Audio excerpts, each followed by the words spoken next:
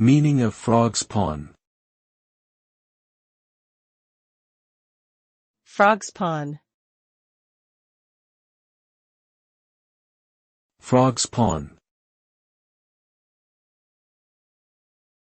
Frogspawn. Frogspawn. Frogspawn refers to the clusters of eggs laid by female frogs in shallow water.